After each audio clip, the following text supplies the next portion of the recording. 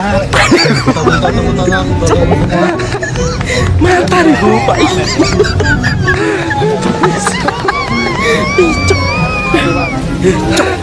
Masya Allah. Oke, siap, turun. Jadi gini, ini Faris, bagaimana bisa berkiprah tanpa meninggalkan identitas santri? Jadi teman-teman, kalau saya malah boleh usul, Anda dapat ilmu banyak, nanti keluar ke masyarakat, pikirkan bukan menerapkan ilmu, tapi menyelesaikan masalah di masyarakat dengan ilmu Anda. Oke? Beda sekali itu.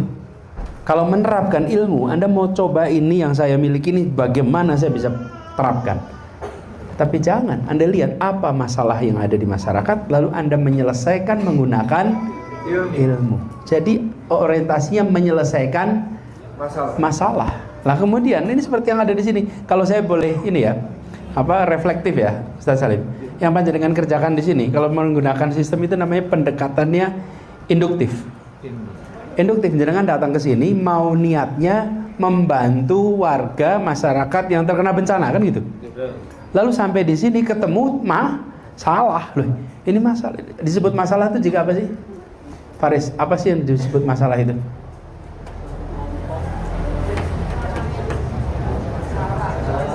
Masalah. Definisi masalah. Gini. Ingat definisi masalah.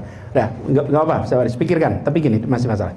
Sesuatu disebut masalah jika tidak sesuai harapan. Yang senyatanya tidak sesuai yang seharusnya. Ya. Ini seharusnya, senyatanya di sini. Selisihnya namanya masalah. Nah, karena itulah kenapa tadi saya katakan tinggikan cita-cita supaya Anda punya masalah. Masalahnya apa? Anda sedang di sini kenyataannya, cita-citanya tinggi. Kenapa tadi saya katakan berbahaya kalau cita-citanya rendah? Karena sama dengan kenyataan. Nah, buat apa cita-cita kalau sama dengan kenyataan? Betul tidak? Tinggikan cita-cita supaya tercipta masalah. Dari masalah itu diubah kenyataannya, ditinggikan kondisinya. Nah, terus tercipta masalah. Nah, jadi Anda datang di masyarakat, yang saya bayangkan ketika datang ke sini 2010, lihat kondisi masyarakat di sini, harapannya 1, 2, 3, 4, kok kenyataannya tidak ya? Betul tidak? Lalu yuk kita lakukan sesuatu. Terpanggil untuk berbuat. Bukan sekedar menganalisa, lalu berbuat. 15 tahun kemudian sudah menjadi sebuah sumur pahala yang alirannya tidak akan berhenti. Ini sumur pahala dalam sekali, airnya tidak pernah berhenti ini. Pada semua yang terlibat dari 2010 sampai sekarang, insya Allah sampai ke depan nanti. Semua. Nah, ini hasil apa? Hasil tadi karena Ustadz Salim bukan datang mau menerapkan ilmu, tapi datang mau menyelesaikan masalah. Nah, jadilah santri yang datang menyelesaikan masalah. Setelah menyelesaikan masalah, orang tanya, jenengan backgroundnya apa toh? Saya santri. Wah, hebat ya. Tapi jangan mulai dengan menunjukkan saya betul ABC. Tunjukkan Anda menyelesaikan masalah, dari situ nanti terlihat ini santri. Nanti semua hebat ya santri-santri ini ya, menyelesaikan. Dan nanti adik-adik, kalau Anda datang menyelesaikan masalah, bekerjanya sepenuh hati, pasti dilepasnya dengan berat hati. Betul itu. Cerita tadi di Cianjur, kenapa santri pulang dilepas dengan berat hati, ditangisi? Karena Anda datang sepenuh hati. Kalau sepenuh hati diterima dengan hati, Anda pulang pasti berat hati, pasti itu. Jadi Faris, ini ya, buat yang lain juga nih manfaat. Ingat-ingat ya tadi, masalah adalah selisih antara harapan dan kenyataan. Tuh, dan kemudian Anda menyelesaikan masalahnya. Lalu saya mau berikan rumusnya, kepercayaan. Kepercayaan K sama dengan, atau kepercayaan itu K sama dengan K1 tambah I tambah K2 kurangi KP. Ditulis sebagai persamaan KP. Oke. K itu K yang tanpa apa namanya kepercayaan. Kalau K1 apa? Yang membuat orang dipercaya itu kalau apa? K1 namanya kompeten. Jadi K1 sama dengan kompeten. Kalau tidak kompeten mungkin nggak dipercaya. Nah, yang kedua I. I apa kira-kira? Ya, tuh, integritas. Integritas. Integritas itu artinya bukan saja jujur, tapi melakukan hal yang benar untuk kepentingan publik. Ketua preman di terminal habis nyopet terus cerita apa adanya, jujur, berintegritas tidak? Tidak. Yang kedua K apa? K2 apa itu? Apa? Bukan. Kedekatan, harus dekat. Yang membuat Anda dipercaya karena punya kedekatan. Nah, 3 ini membuat kepercayaan hadir. Punya kompetensi, punya integritas, dan punya itu bikin trust jadi tinggi. Karena itu tambah. Tapi ada yang membuat kepercayaan menjadi turun, namanya KP. KP itu apa? Kepentingan pribadi. Tuh, orang percaya sampai yang diurus anaknya saja, ponakannya saja, saudaranya saja. Betul nggak? Apa yang terjadi? Kepentingan gara-gara kepentingan pribadi, kepercayaan turun, bukan? Ya, walaupun kompeten, walaupun integritas, walaupun dekat, tapi kalau kepentingan pribadi yang menonjol, angka kepercayaan akan turun. Itulah persamaan kepercayaan. Jadi kalau mau jadi pemimpin, ingat-ingat ini 4 unsur ini.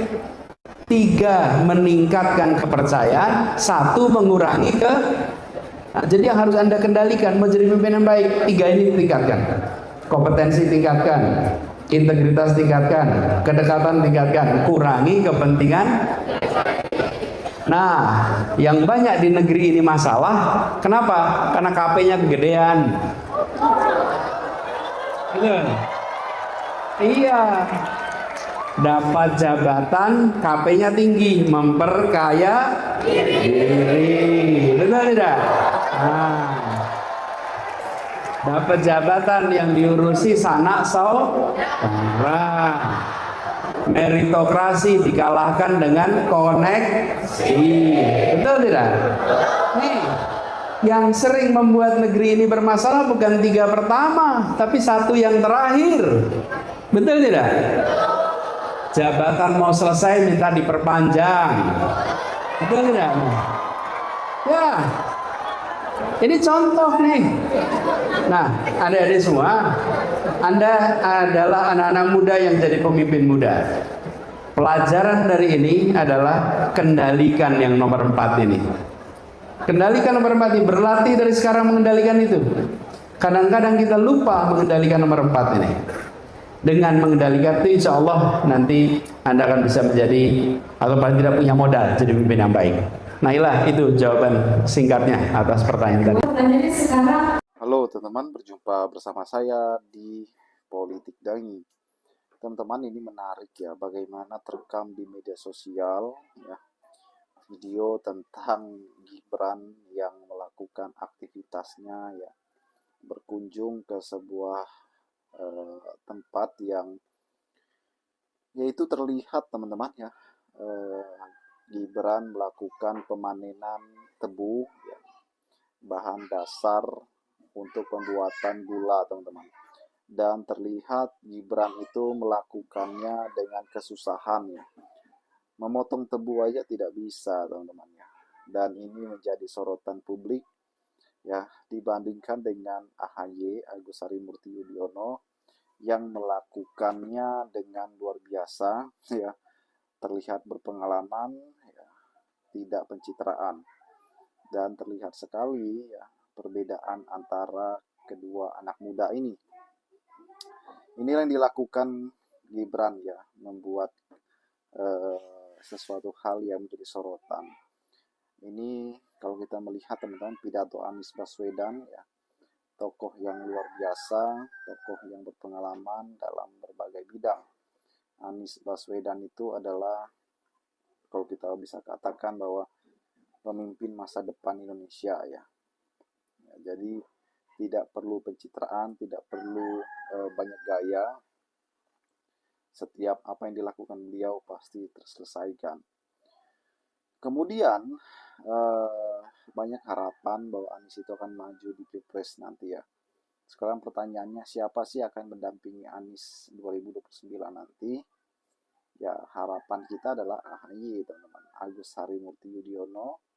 Ya, supaya apa? Supaya kalau kita melihat AHY lebih baik ya ketimbang Gibran. AHY jauh lebih berkompeten ya mendampingi Anies di 2029 nanti, teman. Walaupun kemarin ya mereka itu tidak jadi berkoalisi, tidak jadi sebagai partner ya. Kita berharap 2029 nanti mereka akan berkoalisi ya, menuju Indonesia yang lebih maju ya, sejahtera. Dua sosok pemimpin ini akan bisa mengalahkan Prabowo Subianto, teman-teman ya, yang sekarang menjadi incumbent ya. Kalau nasibnya Gibran kita tidak tahu ya, karena bapaknya saat ini kan bukan pejabat publik, jadi tidak ada kekuatan politik apapun ya, tidak punya partai dan sebagainya. Bagaimana menurut kalian? Kita diskusi di kolom komentar.